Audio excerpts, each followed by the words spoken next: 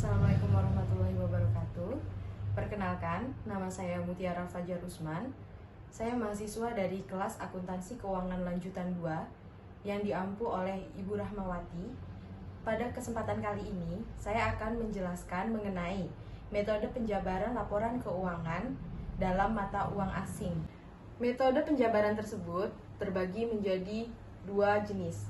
Yang pertama yaitu translasi dan yang kedua adalah pengukuran kembali. Metode translasi yaitu suatu laporan keuangan yang disajikan menggunakan mata uang yang berbeda dari mata uang fungsionalnya. Sedangkan untuk metode pengukuran kembali merupakan suatu penyajian laporan keuangan atau penjabaran yang menggunakan mata uang fungsional. Proses pengukuran kembali membagi laporan keuangan menjadi dua akun, yaitu akun moneter dan akun non-moneter.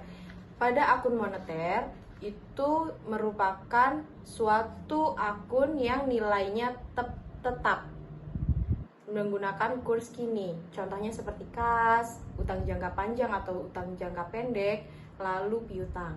Lalu untuk akun non-moneter, yaitu suatu akun yang nilainya tidak tetap dan menggunakan kurs historis.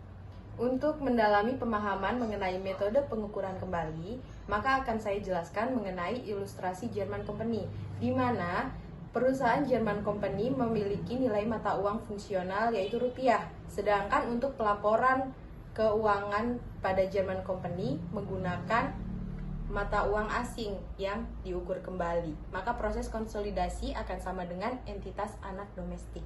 Pertama, yaitu pada tanggal 1 Januari 20X1, PT Induk atau Perusahaan Indonesia membeli 100% saham yang beredar dari German Company, sebuah perusahaan yang berlokasi di Berlin, seharga 660 juta. Harga tersebut lebih tinggi 60 juta dari nilai buku. Selisih lebih biaya perolehan di atas dialokasikan ke paten yang diamortisasi selama 10 tahun. Untuk pencatatan jurnalnya pada transaksi yang pertama, yaitu mencatat pembelian saham German Company senilai 660 juta. Dalam hal ini, untuk debit investasi pada saham German Company dan di kredit kas.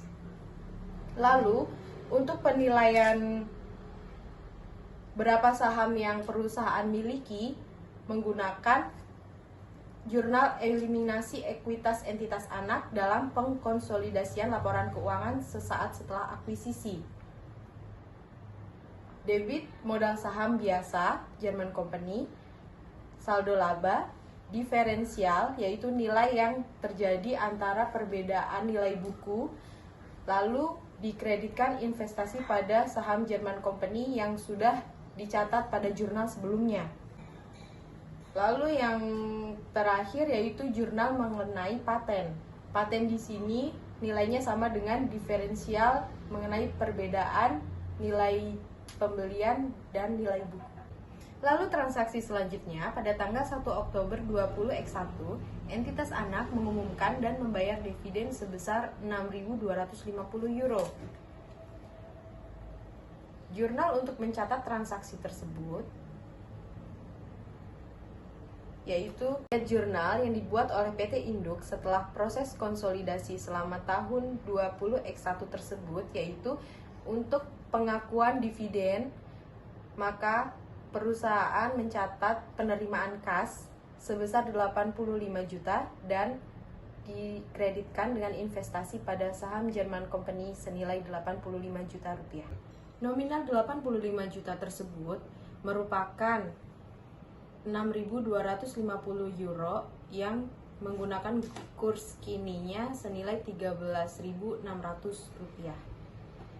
Lalu selanjutnya untuk mencatat pengakuan penghasilan atau laba neto dari entitas anak di luar negeri senilai 186.500.000 rupiah, dicatat debit investasi pada saham German Company dan kredit laba rugi dari entitas anak.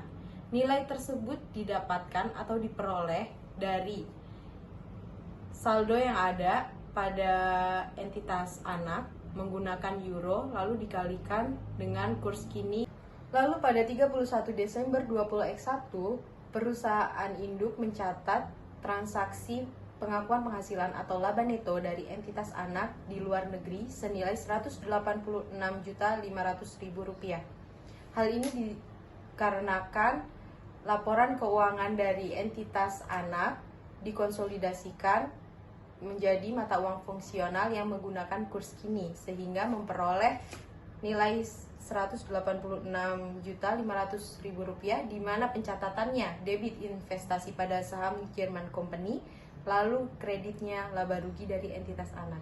Mungkin sekian yang bisa saya jelaskan mengenai ilustrasi tersebut. Terima kasih.